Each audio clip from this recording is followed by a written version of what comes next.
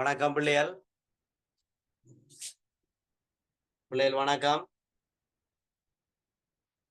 பிள்ளைகள் வணக்கம். நான் கதைக்கிற கேக்குதா? ஓம் சார் ஓம். கேக்குற கேக்குது. ஒயிட் போர்ட் படியா தெரியுதா? ஓகே. இப்ப நாங்கள் இந்த ஓ லெவல் எக்ஸாம் மாணவர்களுக்கு பரீட்சை அடிப்படையாக கொண்டு சில மிக முக்கியமான பகுதிகளையும் அதே மாதிரி இலக்கண பகுதிகளையும் அதே மாதிரி பரீட்சைக்கு வரக்கூடிய வினாக்களை அடிப்படையாக கொண்ட பல்வேறுபட்ட பகுதிகளையும் இன்றையிலிருந்து தொடர்ச்சியாக நாங்கள் செமினார் என்ற அடிப்படையில ஒழுங்குபடுத்திக் கொள்ளுவோம். உங்களுக்கு தெரியும், நான் ஏற்கனவே இந்த அறிவுறுத்தல் அல்லது இந்த அறிவித்தல் வந்து தந்திருக்கிறேன். அந்த வகையில ஆங்கிலம், தமிழ் என்ற பாடங்கள் இரண்டும் முதற்கட்டமாக செமினாராக கொண்டு செல்லப்படும். அது பிறகு உங்களுக்கு சயின்ஸ், மேத்ஸ் என்ற பாடங்களுக்கும் ஹிஸ்டரி என்ற பாடத்துக்குமான செமினார் வந்து ஒழுங்குபடுத்தி தரப்படும் என்பதில எந்த மாற்று கருத்தும் இல்லை. இதுல எந்தெந்த மாவட்டத்தை சேர்ந்த பிள்ளைகள் இருக்கிறீங்க சொல்லுங்க. ஒவ்வொரு ஆளா சொல்லுங்க. ஒவ்வொரு ஆளா சொல்லுங்க. எந்தெந்த மாவட்டத்தை சேர்ந்த மாணவர்கள் இருக்கீங்க சொல்லுங்க. பேர் சொல்ல வேண்டிய அவசியம் இல்லை. கேண்டில் இருக்கிறீங்க, ரைட். ஜுவன் கேண்டில் இருக்கிறீங்க, ரைட். வேற சொல்லுங்க.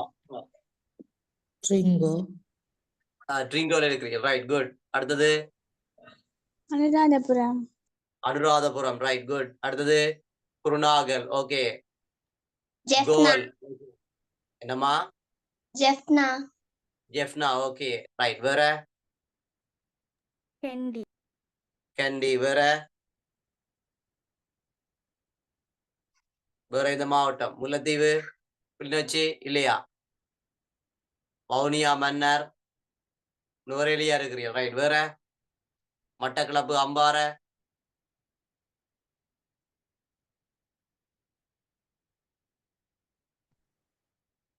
இதை விட புலருவை என்ற மாவட்டத்துல இல்லையா? புலருவை என்ற மாவட்டத்துல இருந்து பிள்ளைகள் இல்லையா? வேற இந்த மாவட்டம் இவ்வளவு பேர் தான் இருக்கிறீங்களா? இவ்வளவு மாவட்டம் தான் இருக்கிறீங்களா? ரைட்.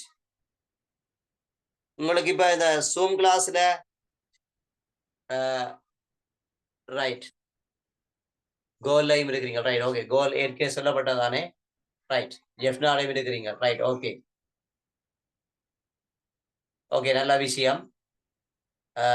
நான் என்ன சொல்லி சொன்னால், இதுல வந்து கனவேர் வந்து பேமெண்ட் செய்துக்கிறீங்க. பேமெண்ட் செய்தார்கள் சிலர் வந்து குரூப்ல இன்னும் இணையவும் இல்லை. அவ இயலுமான வரைக்கும் நான் அந்த இன்வைட் கொடுத்தா இணைஞ்சு கொள்ளுங்க. இணைஞ்சதான் உங்களுக்கு அந்த குரூப்ல இருந்து எல்லாமே கிடைக்கும். பிடிஎஃப்ல இருந்து வினா விடைகள் எல்லாமே கிடைக்கும். அப்ப நாங்கள் இந்த செமினாரை வந்து பெரும்பாலும் வந்து திங்கட்கிழமை உங்களுக்கு 9 மணிக்கு போடலாம் தானே பிள்ளைகள்? திங்கட்கிழமை 9 மணிக்கு போடலாமா? ஓகேயா? போடலாம். போடலாம், அப்படித்தானே பிள்ளைகள்? ரைட். அடுத்த புதன்கிழமை இரவு 9 மணிக்கு போடலாம். வார புதன் சிலவளை கிறிஸ்துமஸுக்கு சிலவளை நிப்பாட்டலாம், சிலவளைகளை நிப்பாட்டலாம். மற்றபடி புதன்கிழமையும் 9 மணிக்கு 9:15 ஸ்டார்ட் பண்ணும், 10 மணிக்கு முடியுமா?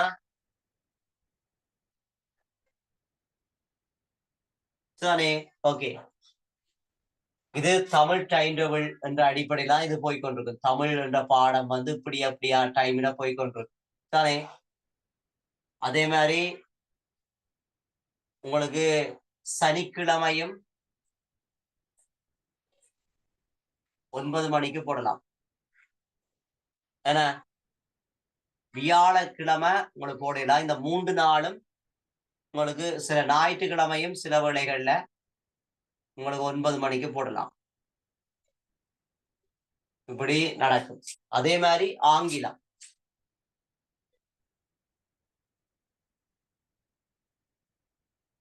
ஆங்கிலத்தை பார்த்தோம்னு சொன்னால் செவ்வாய்க்கிழமை வந்து 9 மணிக்கு நடக்கும்.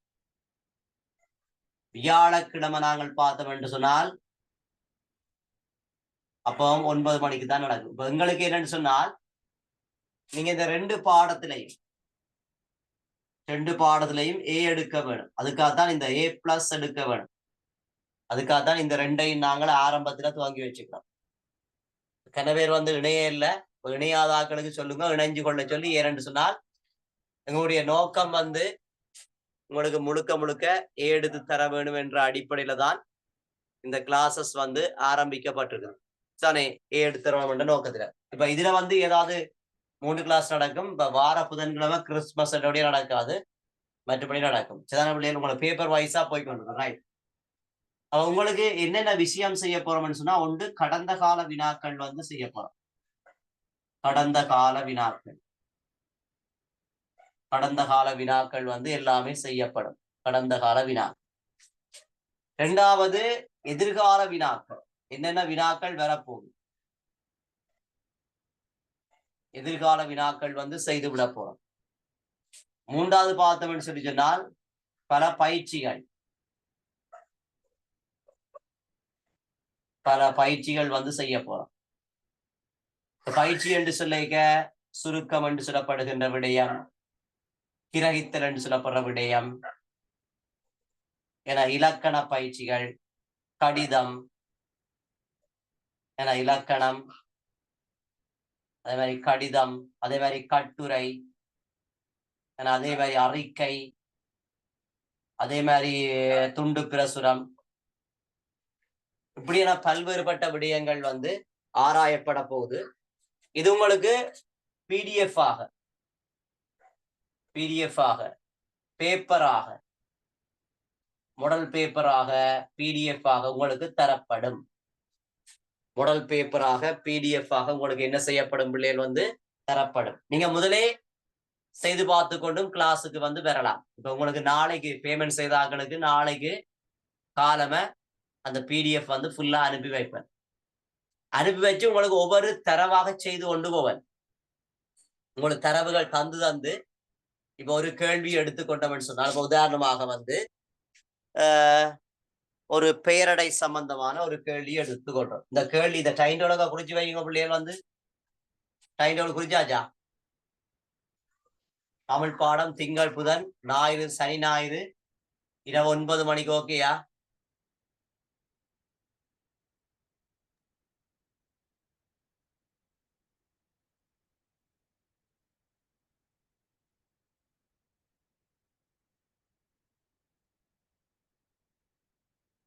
ரெண்டாம் மாசம் 9ஆம் தேதி பிறகு ஒரு சின்ன மாற்றம் சிலது கொண்டு வருவேனா? ரைட். டைம் டேபிள்ல இப்போதைக்கு இதை பாருங்க. ஆங்கில பாடம் பிள்ளைகள் செவ்வாய் வியாழன் ஓகேயா? ஆங்கில பாடம் எடுக்கிறார்களுக்கு செவ்வாய் வியாழன் நடக்கும் இரவு 9 மணிக்கு. தமிழ் பாடம் எடுக்கிறார்களுக்கு இந்த 4 நாளும் செமினார் நடக்கும். எல்லாம் செமினார் தான் பிள்ளை. அதுல வினா விடைகளாக வரும், பரீட்சைக்கு வரக்கூடிய பகுதிகள் எல்லாம் சொல்லி தருவேன். எல்லாமே நடக்கும். பெரும்பாலும் உங்களுக்கு இந்த வகுப்புகள் வந்து சிறப்பான முறையில ஒழுங்குபடுத்தி தரப்படும் என்பதில் எந்த மாற்று கருத்தும் இல்லை. நீங்க எல்லாரும் ஒழுங்கா வரணும், வந்து என்னோட கதைக்க வேணும். சார் இந்த கேள்விக்கு இப்படி எழுதுறது, இந்த கேள்வி ஓகேயா சார், இந்த கேள்வி ஓகேயா, இந்த கேள்வியினுடைய விடை இப்படி அமைது ஓகேயா என்று சொல்லி கதைக்க வேணும். நானும் உங்களுக்கு சிறப்பான விடைகள் தரைக்க நீங்க என்னோட கதைக்க வேணும். அப்பதான் உங்களுக்கு எடுத்து தர முடியும். சரியா பிள்ளைகள்? ஓகேயா? வராத ஆக்களுக்கு சொல்லுங்க, தெரியாத ஆக்களுக்கும் ஷேர் பண்ணி விடுங்க. கோல்ல இருக்கிற பிள்ளைகள் கரை பேருக்கு தெரியாம இருக்கலாம். அதே மாதிரி பார்த்தோம்னு சொல்லி சொன்னால் கேண்டில இருக்கிற பிள்ளைகள், அன்றாபுரத்தில் இருக்கிற பிள்ளைகள் எல்லாம் என்ன தெரியாம இருக்கலாம். தெரியும், சில வழியில டைம் இல்லாம கூட இருக்கா சொல்லுங்க. இதுல வந்து இருக்கிற பிள்ளைகளுக்கு யாரு பிள்ளைகளுக்கு இந்த ரிங்கோ ஐக்யூ சென்டர் ஊடாக யாராவது பிள்ளைகள் வந்துக்கிறீங்களா? ரிங்கோ ஐக்யூ சென்டர் ஊடாக யாராவது பிள்ளைகள் வந்துக்கிறீங்களா? ரிங்கோ ஐக்யூ சென்டர் வந்துக்கிறீங்களா பிள்ளைகள்?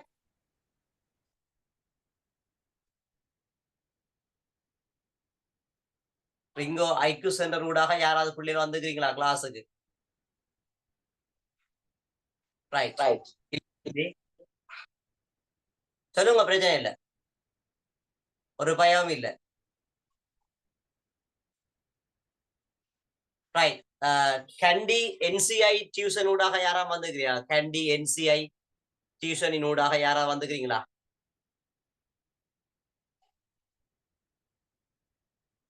பிள்ளைகள் கண்டி NCI டியூஷன் ஊடாக யாரா வந்துக்கிறீங்களா? இல்லையா?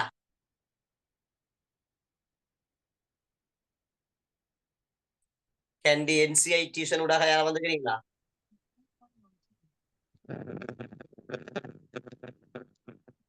சொல்லுங்க பிள்ளை. இல்லையா?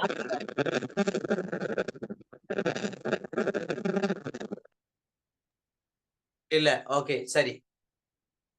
இப்ப நேரடியாக என்னோட இணைஞ்ச பிள்ளை எல்லாம் இருக்கிறீங்க, அப்படித்தானே? ரைட், ஓகே, சரி. அப்ப இந்த டைம் டேபிள வந்தவங்க குறிச்சு வைங்க. ரைட். இப்ப உதாரணமாக வந்து நாங்கள் தமிழ் என்ற பாடத்துக்கு நேரடியாக வருகின்ற வேளையில ஒரு கேள்வி வந்தால் அந்த கேள்வியில உள்ள பகுதியை நாங்கள் சுருக்கமாக வந்து படிக்க வேண்டும்.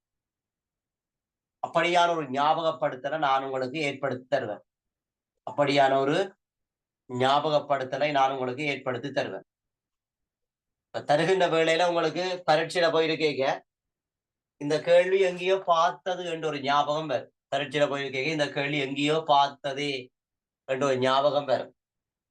அப்படி ஞாபகம் வருகின்ற வேளையில அந்த கேள்விக்கான சிறப்பான விடையை நீங்கள் பிடிக்கலாம், கண்டுபிடிக்கலாம். கேள்விக்கான சிறப்பான விடையை கண்டுபிடிக்கலாம். உதாரணமாக என்ன, நல்ல மான் என்று சொல்லி கேள்வி கேட்கிறான். நல்ல மான். இப்ப நல்ல மான் என்று போட்டு இது எவ்வகையான சொல் என்று போட்டுட்டு ஒரு விட போடுகின்ற வேளையில என பெயரடை என்று சொல்லப்படுகின்ற ஒரு விடை வருது. என இரண்டாவது வந்து வினையடை என்று சொல்லப்படுகின்ற ஒரு விடை வருது. ரைட். மூன்றாவது பார்த்தோம்னு சொன்னால் ஆக்கப்பெயர் என்ற ஒரு விடை வருது.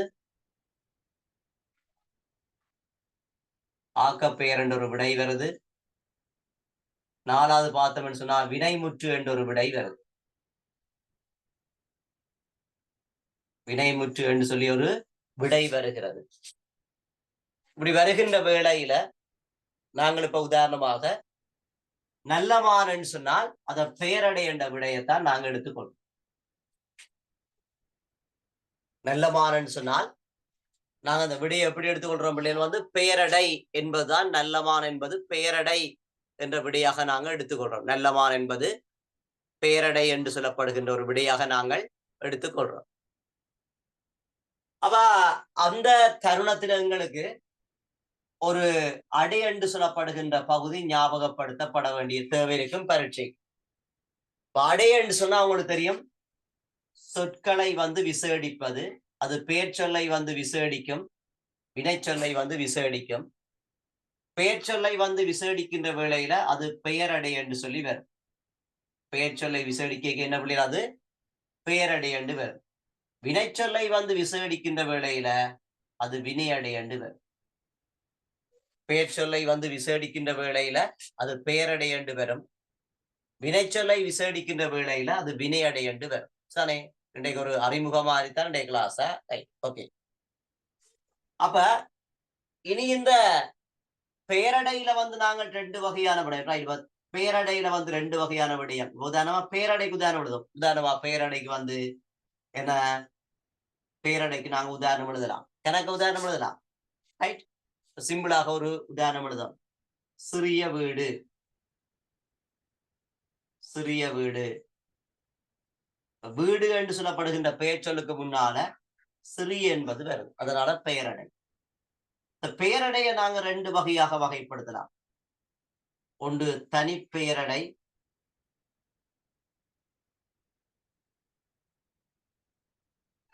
தனிப்பெயரடை.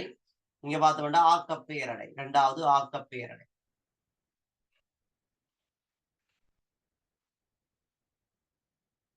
ஏன்னா இப்ப தனிப்பேரடைன்னு சொன்னா பிள்ளைகள் வந்து ஒரு வினையடி ஒரு பண்பு பெயர் சொல்லோட அல்லது பண்பு பெயரடியோட ஆனா என்ற விகுதி அல்லது இய என்ற விகுதி சேரும். ஒரு பண்பு பெயரடியோட ஆனா என்ற விகுதி அல்லது இய என்ற விகுதி சேரும். பாருங்க பிள்ளைகள் பாருங்க, சிறு சக இய சிறிய, சிறு சக இய சிறிய,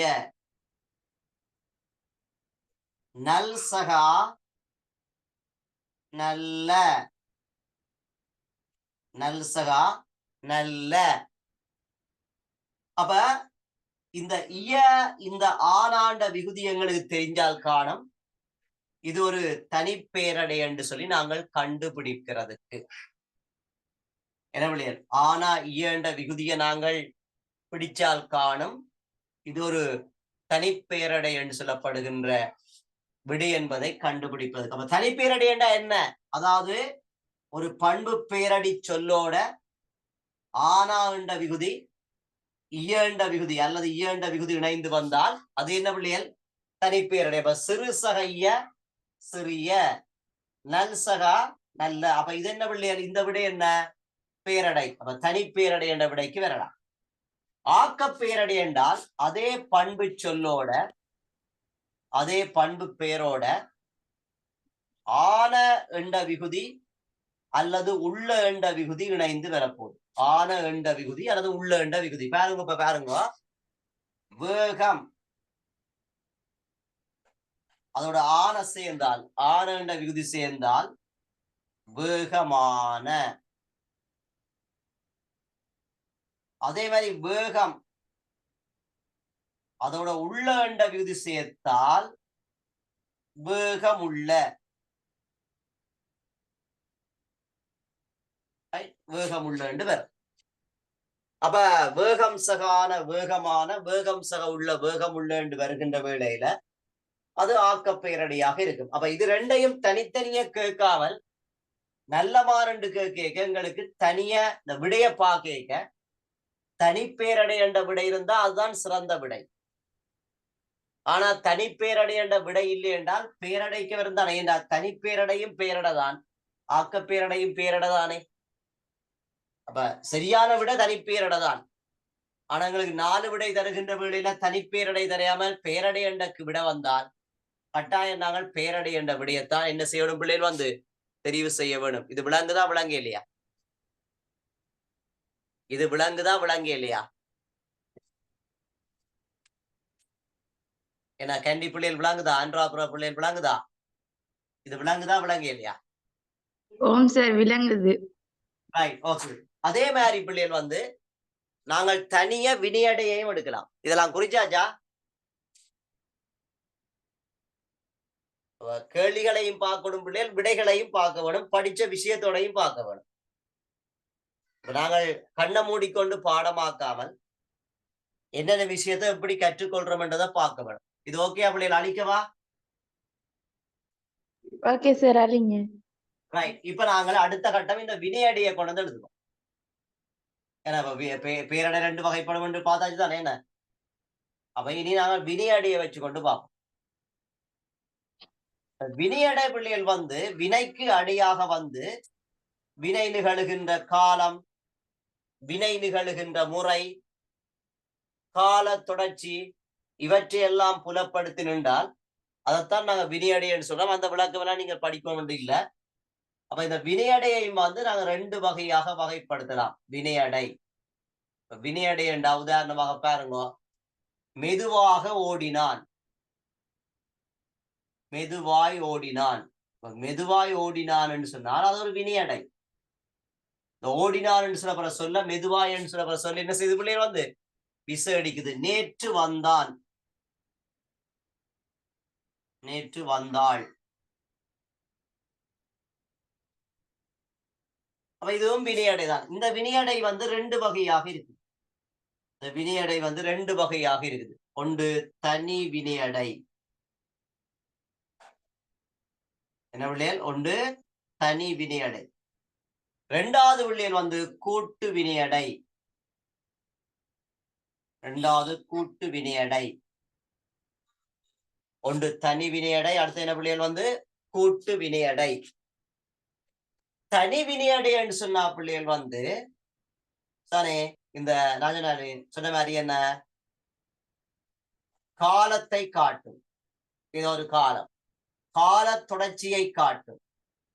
வினைக்கு அடியாக வந்து வினை நிகழ்வினை காட்டும், கால தொடர்ச்சியை காட்டும், என காலம் நிகழ்கின்ற இடத்தை காட்டும். இப்படி எல்லாம் காட்டுகின்ற வேளையில தான் நாங்க அதை எப்படி சொல்ல போறோம்னு சொன்னால் தனி வினையடை என்று சொல்ல போறோம். ரைட், இப்ப உதாரணமா பாருங்க.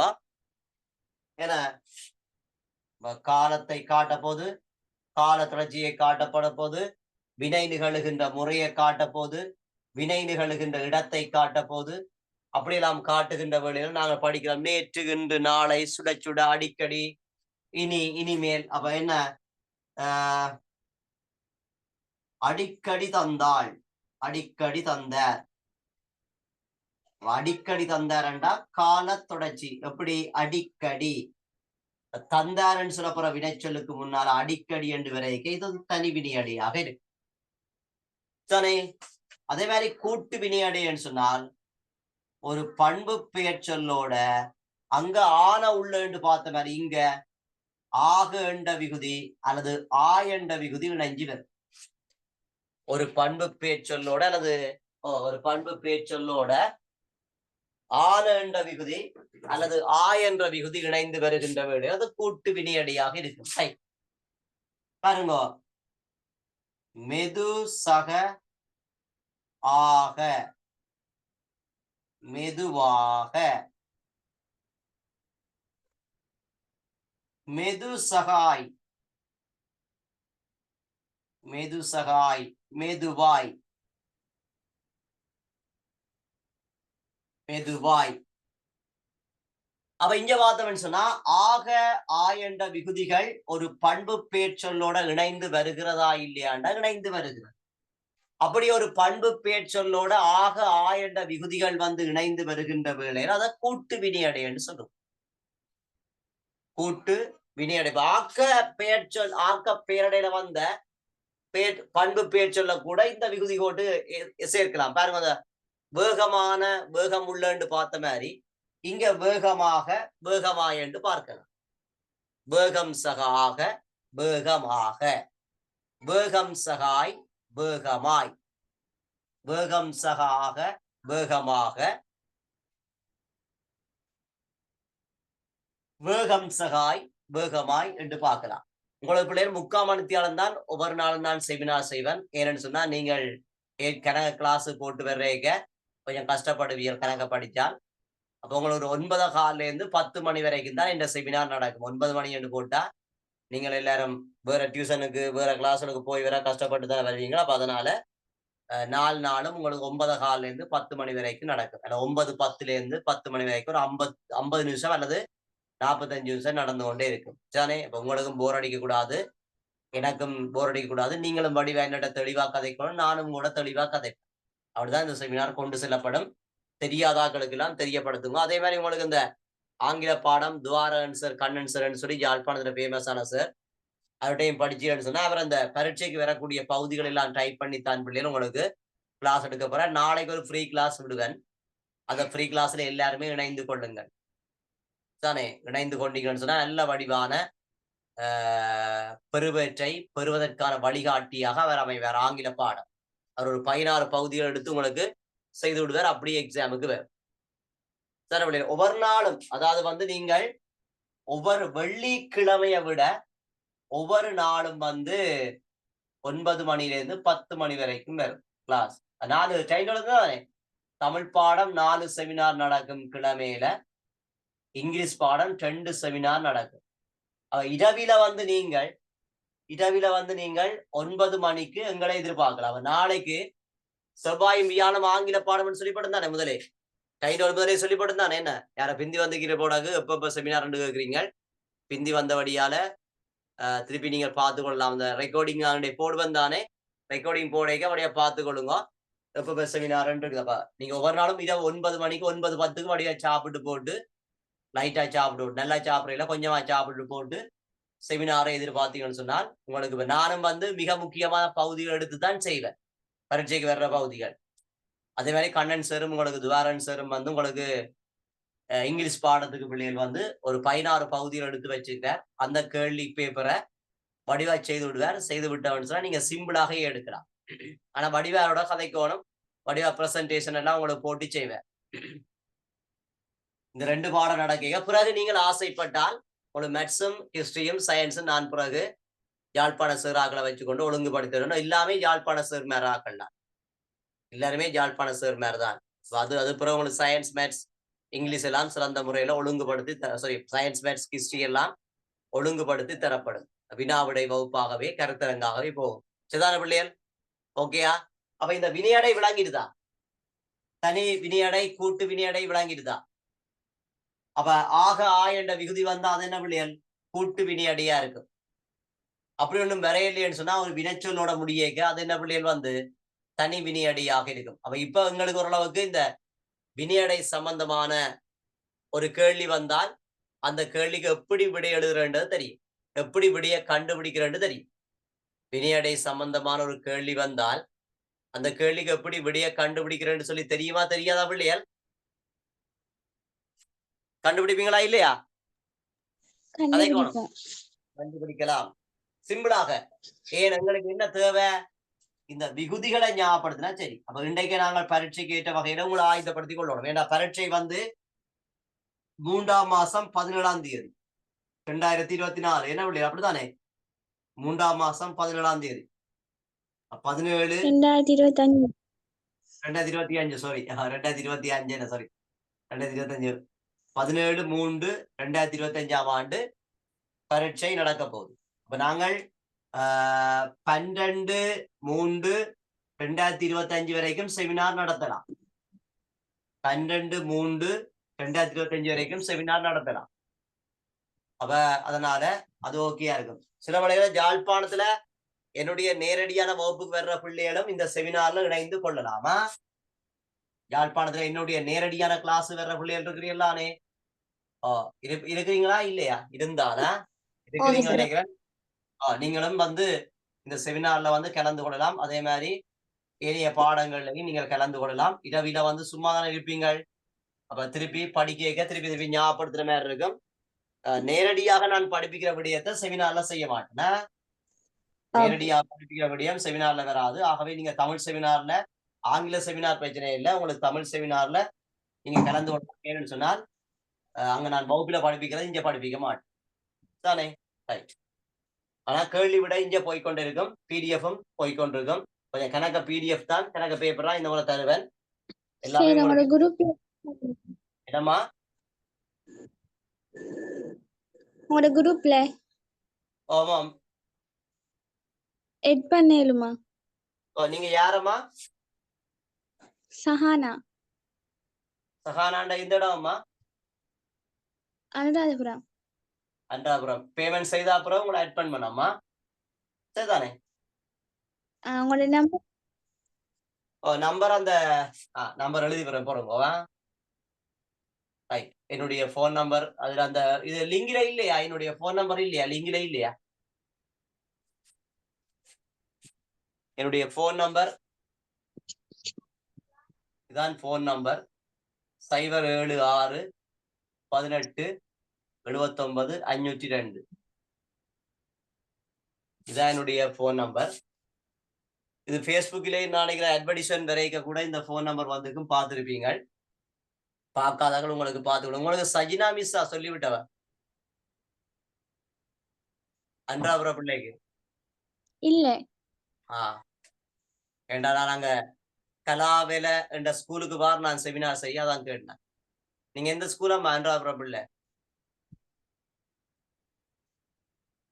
நான் அல்ஹாமியா. Right okay. எத்தனை பேர் உங்களோட ஸ்கூல்ல இருக்கணும்? ஒரு 150 பேர். 5000. 5000 ஓஎல் எத்தனை பேர் வரும்? ஒரு 2000 பேர் வரும். அப்படி வருமா? 5000 இல்ல 500. 500. அப்ப ஓ லெவல்ல ஒரு 50 பேரா தான் வருவேன். 50 பேர் வரும், 50 60 பேர் வரும் நினைக்கிறேன் என்ன? ஓ 50 பேர் வரும். சரி, ஓகே. கலாவில மற்ற எக்ராவ மற்றது இப்படி ஒரு 3 ஸ்கூலுக்கு வந்துக்கிறேன். செமினாருக்கு வந்து நான் போன வருஷம் வந்த நான், அதுக்கு முதல் வருஷம் வந்த நான். சார் கலாவில நீங்க ஜப்னா எங்க? ஜெஃப்னா நல்லூர் அம்மா நான். சொல்லுங்க.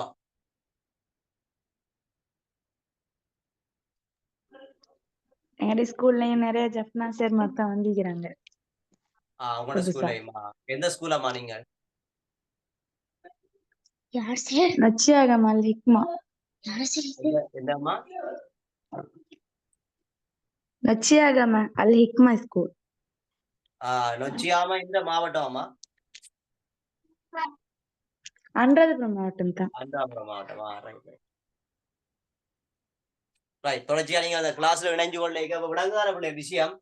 நாங்க ஒவ்வொரு பகுதியா செய்து கொள்ளலாம். ரைட். இப்ப உதாரணமா அடுத்த கேள்வி வருது. இப்ப நடந்தனன் என்று சொல்லப்படுற சொல்லினுடைய சரியான பகுப்பு கேட்கலாம், அல்லது நடந்தனன் என்று சொல்லப்படுற சொல்ல பகுத்து காட்டுங்கோ என்று சொன்னால் நடசக, இத்சக, இன்சக, இத்சக, அன்சக, அன் என்று சொல்லி பகுக்க வேணும்.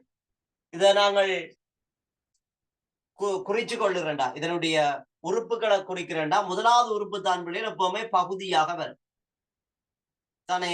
எப்பவுமே கடைசி உறுப்பு வந்து விகுதியாக வரும். இதை முதல்ல விளங்கிக் கொள்ள வேணும். முதலாவது உறுப்பு எப்போ அப்படியே வரும் பிள்ளைகள் பகுதியாக வரும். கடைசி உறுப்பு தான் பிள்ளைகள் எப்பவும் விகுதியாக வரும். இடையில வருகின்ற உறுப்பு தான் பிள்ளைகள் இடைநிலையாக வரும்.